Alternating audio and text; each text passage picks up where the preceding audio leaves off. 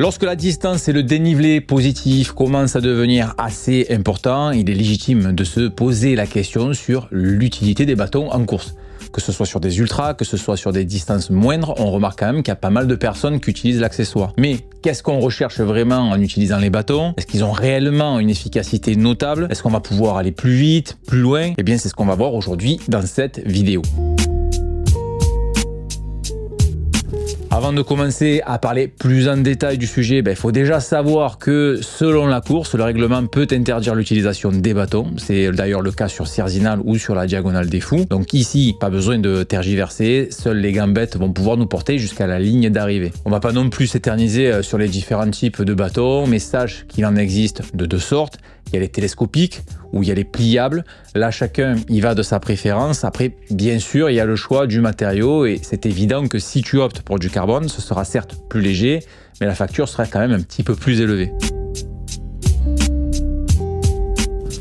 Bon, maintenant, on peut se poser quand même la question de pourquoi utiliser des bâtons en trail running. Quelles sont leurs utilités premières? Eh bien, pour faire court, ils sont destinés à la base à soulager nos jambes d'une partie du poids de notre corps en transférant tout simplement tout ça dans les bras. En quelque sorte, c'est comme si nous marchions à quatre pattes et que les bâtons étaient le prolongement de nos bras. Donc grâce à ces derniers, on possède deux appuis supplémentaires au sol. Et dans l'usage en fait le plus commun, les bâtons sont déployés lorsque c'est une forte côte qui se présente. Mais ils sont aussi utilisés lors des descentes pour atténuer les impacts au sol, ce qui est quand même pratique, surtout pour les participants des ultras, quand les gambettes commencent à faire un peu mal. Donc si on résume, l'usage des bâtons serait prioritairement utilisé pour un éventuel gain d'énergie musculaire au niveau des jambes dans les montées et limiter les traumatismes dus aux impacts dans les descentes. Mais est-ce que c'est réellement le cas? Est-ce qu'il n'y a pas des nuances quand même un petit peu à intégrer dans l'approche? Donc pour répondre à ces questions, on va se référer aux observations de Nicola Giovanelli, qui est chercheur en physiologie et biomécanique à l'université de Udine en Italie, mais aussi coach de trail aussi bien pour les amateurs que pour les élites. Donc pour synthétiser ces travaux, il faut prendre en considération plusieurs facteurs. Avant toute chose, si avantage on veut espérer avec les bâtons, mieux vaut s'entraîner à adopter la bonne technique. Pire, si la technique est approximative, alors les effets pourraient être carrément délétères. Donc prendre le temps en amont de bien s'entraîner avec et assimiler le bon geste dans les conditions souhaitées, c'est-à-dire en courant, en montée, en descente. Le tout est au final d'avoir une bonne coordination du mouvement. Par contre, une chose est certaine et observable, c'est que l'utilisation des bâtons a un impact sur le coût énergétique de la course, ce qui veut dire qu'on dépense plus d'énergie avec que sans.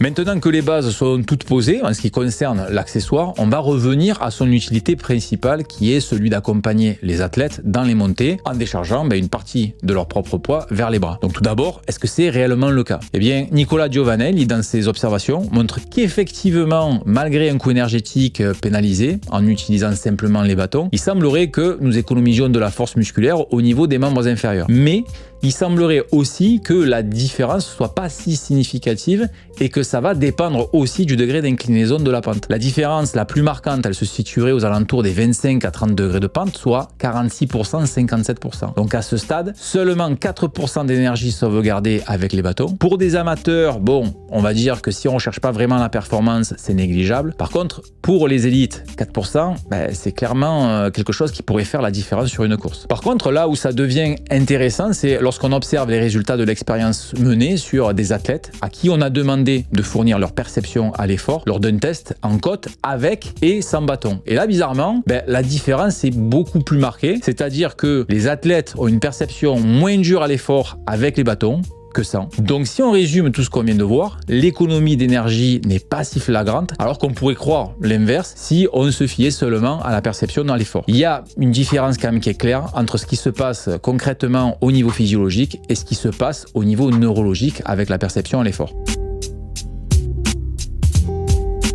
Maintenant, je vais partager mon expérience avec les bâtons. Après les avoir utilisés au cours de cet été à de nombreuses reprises lors de mes sorties longues, qui n'excédaient pas vraiment les 4 heures, je me suis rendu à l'évidence qu'à ce stade, ça m'était pas vraiment d'une grande utilité et j'ai même envie de te dire que c'était un petit peu plus encombrant qu'autre chose. Mais c'est vrai que, en ce qui me concerne, il faut prendre en considération plusieurs points. Tout d'abord, ça fait déjà des années que je pratique le trail sans bâton, donc le fait de transporter un accessoire supplémentaire lors de mes sorties longues, ça m'emmerde un petit peu. Ensuite, il y a la distance que je parcours, je suis pas un coureur d'ultra, et même pendant les courses auxquelles j'ai participé, j'ai jamais vraiment excédé les 7 heures d'effort, donc peut-être qu'au-delà, j'y réfléchirai à 2 fois quant à l'utilisation des bâtons. Et enfin, pour terminer, je pense que c'est vraiment propre à chacun. Je te prends l'exemple de Tony, avec qui j'ai fait l'épisode 2 de mon podcast Ex Nihilo, que ce soit sur le 100 km, le 50 ou bien le 45 auquel il a participé, il apprécie vraiment l'utilisation des bâtons et il ressent vraiment clairement une différence avec. En gros, moi, avec mon niveau, j'avoue que je suis pas bon du tout en montée. Et en fait, une aide comme les bâtons, c'est vraiment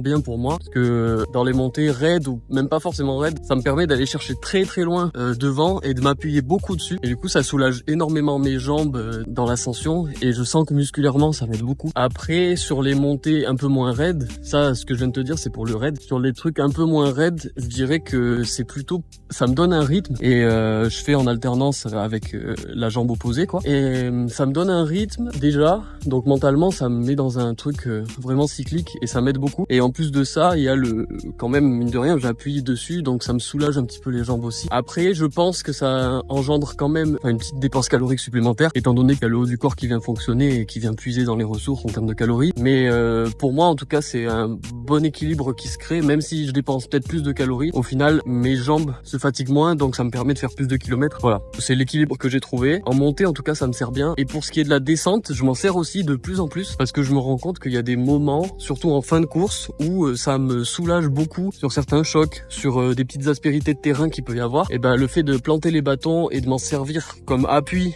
pour sauter une petite aspérité et rendre le terrain plus plat, du coup, ça m'aide beaucoup et ça diminue les chocs et ça peut réduire les douleurs que j'ai en fin de course, quoi. Donc ça c'est quand même pas mal si on est dans des grosses épingles, des lacets, pour initier un changement de direction beaucoup plus rapidement et avec moins de contraintes sur les muscles, ça m'aide aussi. Un peu comme on pourrait le faire en ski, par exemple. Je remarque des avantages là-dessus. Donc voilà, ça, moi, c'est mon expérience des bâtons. J'en suis content pour l'instant, je m'en sers vraiment beaucoup, surtout sur des courses longues, enfin longues, relativement longues, quoi, du 40 km. Par contre, en dessous de 40 km, je m'en servirai pas. Parce que j'ai pas l'impression d'en avoir besoin et que justement cette fatigue musculaire, je suis prêt à l'encaisser sur 30 km sans avoir besoin forcément d'aide externe comme les bâtons. Et puis je pense que c'est quand même ultra important d'être capable de courir sans bâton, sans appui, sans aide externe. C'était mon avis, j'espère qu'il était pertinent. Faut garder en tête que c'est un avis de débutant et que j'ai fait que 3 courses dans ma vie, voilà. Allez, salut. Ce qui nous amène donc à la conclusion de ce sujet. Est-ce que les bâtons en trail running sont utiles ou pas ? Eh bien, ça dépend. Ça dépend. Oui, ça évidemment, on vous demande de répondre par oui ou par non, alors ça dépend, ça dépasse. Et ouais, tu dois te dire, j'ai perdu 5 minutes de ma journée pour finalement pas savoir et pas avoir de réponse. Non, en fait, je te rassure, si tu fais bien le topo de tout ce qu'on a dit jusqu'à maintenant, tu as appris quand même pas mal de choses sur l'utilité des bâtons et quelles sont réellement leur utilité et leurs éventuels bénéfices en trail running. Donc en sachant ça, la seule chose qui déterminera ton choix désormais, c'est de tester. Donc à toi de jouer et fais-toi ton propre avis. Attends. Avant de partir, là, tu peux te lâcher ton petit pouce bleu. Ça mange pas de pain. Et tu sais quoi, tu peux même laisser des commentaires parce que c'est ça qui est bon avec YouTube. Ouais, c'est ça qui est bon. Tu peux discuter avec moi. Ouais, on peut échanger, on peut dire plein de trucs. Et tu peux me rejoindre d'ailleurs sur les réseaux sociaux. Il y en a beaucoup, ça s'arrête jamais. Facebook, Instagram, TikTok, Strava. Bref, si t'es pas abonné à la chaîne YouTube, n'hésite pas à le faire non plus. Comme ça, tu seras informé des prochains posts vidéo. On se dit à très vite pour de prochaines vidéos. Ciao.